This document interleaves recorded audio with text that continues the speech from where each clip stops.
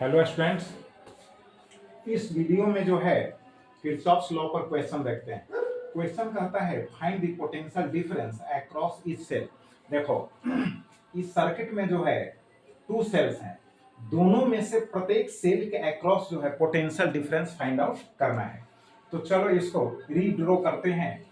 अब यहां पर देखो, इस सेल के पॉजिटिव टर्मिनल से करंट को हम दिखाए हैं, फिर इस सेल के पॉजिटिव टर्मिनल से करंट को दिखाए हैं। तो इस पाथ से होकर टोटल जो करंट होगा I1 प्लस I2 पास कर रहा है। क्लियर हो गया। अब सपोज करो कि I2 का वैल्यू अगर निगेटिव आता है, इसका मतलब हमने जो ड्रॉ किया है डायरेक्शन, उसके जस्ट अपोजिट डायरेक्शन में करंट फ्लो होगा, तो उससे कोई फर्क नहीं पड़ता है। अब क्या करना है कि फ्रॉम केवीएल लॉ यानी किरचॉफ्स वोल्टेज लॉ जो है उसका यूज करके इनक्लोज्ड लूप जो है A B C D A. आप कहोगे A B C D A कौन हुआ, तो A B C D A. अब इस लूप में जो है ट्रिक समझो, यहां पॉजिटिव टर्मिनल ठीक से करंट जो है इमिट हो रहा है।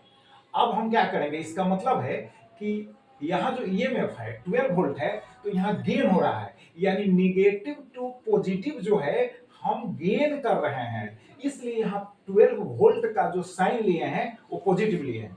अब देखो, इसके बाद जो है इस लूप में यहां आ गए, तो रेजिस्टर है, तो रेजिस्टर के अक्रॉस जो है पोटेंशियल डिफरेंस क्या हो रहा है, लॉस हो रहा है, यानी पोटेंशियल ड्रॉप हो रहा है। जब पोटेंशियल ड्रॉप हो रहा है तो यहां पर हम ले लिए 4 इंटू I1 प्लस I2, यहां माइनस लगा दिए, ठीक है। और फिर उसके बाद जो है यहां रेजिस्टर है, तो इसके अक्रॉस जो है ना पोटेंशियल ड्रॉप हो रहा है, तो यहां ले लिए -2I1 I is equal to क्या होगा 0, यानी टोटल जो पोटेंशियल डिफरेंसेस है क्लोज लूप में दैट विल बी 0। अब इसको सिंपलीफाई करके 12 minus 4I1 minus 4I2 minus 2I1 is equal to 0 हो गया। एट लास्ट जो है we have got here 6I1 plus 4I2 is equal to 12। Equation number हो गया फर्स्ट। अब अगेन जो है इस लूप में हम वोल्टेज लॉ जो है अप्लाई करते हैं, तो इन क्लोज लूप हो गया ए डी ई एफ है। देखो A D E F A. अब इसमें जो है फिर यहां पर जो है इस सेल से जो है सेल से जो करंट यहां इमिट हो रहा है, इसमें गेन हो रहा है, क्योंकि निगेटिव टू पॉजिटिव करंट का डायरेक्शन है, इसलिए हम यहां पर 6 वोल्ट को पॉजिटिव लिए। उसके बाद चलो, अब यहां जो है रेजिस्टर है, तो रेजिस्टर के अक्रॉस जो है पोटेंशियल ड्रॉप हो रहा है, तो यहां पर जो है माइनस हो गया 4I1 प्लस I2, और यहां जो है R2 जो है 1 ओम है। बात समझ गए, R2 क्या है 1 ओम है, ठीक है। तो यहां हो गया -1 इंटू I2। तो दोनों रेजिस्टर्स के अक्रॉस जो है पोटेंशियल ड्रॉप होता है। क्लियर। तो यहां पर ले लिए माइनस साइन। अब टोटल जो पोटेंशियल डिफरेंसेस है क्लोज लूप में वह हो गया 0। फिर इसको सिंपलीफाई करके यहां लाए हैं 4I1 plus 5I2 is equal to 6। Equation number हो गया सेकंड, ठीक है।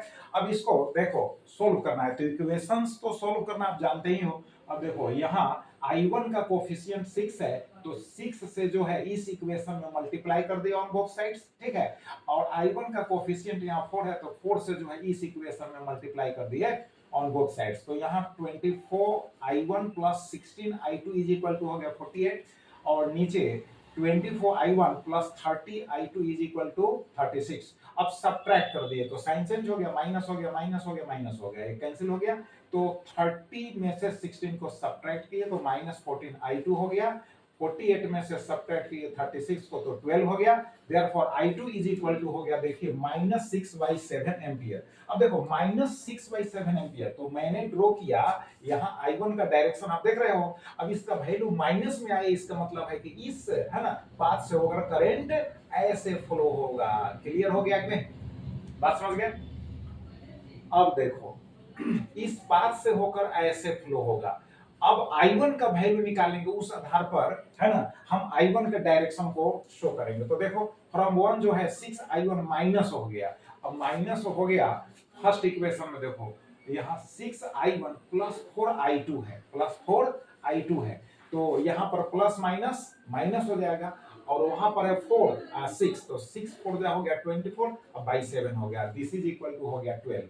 अब इसको सिंपलीफाई करके हम फाइंड आउट कर लिए I1 इज इक्वल टू हो गया 18/7, प्लस में आई, इसका मतलब इसमें जो करंट का डायरेक्शन दिखाए हैं है ना, उसी के अलोंग जो है करंट फ्लो होगा, और इसमें है ना जस्ट अपोजिट में है। इसका मतलब है करंट का डायरेक्शन ऐसे यहाँ पर डिस्ट्रीब्यूट हो जाएगा इस पाथ से होकर, फिर करंट जो है डिस्ट्रीब्यूट होकर इस पाथ से होकर जाएगा, ये दोनों जो है करंट्स यहाँ कंबाइन होकर फिर इस तरह से फ्लो होगा। क्लियर हो गया कि नहीं, बात समझ गए। अब कहता है पोटेंशियल डिफरेंस अक्रॉस इस सेल निकालना है। तो देखो यहाँ ए एंड डी, ठीक है, कि बिटवीन जो है पोटेंशियल है ना डिफरेंस हम निकालेंगे, तो potential difference is equal to हो जाएगा I1 plus I2 into R, क्योंकि ओम्स लॉ यूज करोगे V is equal to IR होता है, तो यहाँ करंट जो है I1 plus I2 I into हो जाएगा R। अब देखो I1 का वैल्यू जो आया है वह 18/7 एम्पियर है, बट I2 का जो वैल्यू है -6/7 एम्पियर है, ठीक है।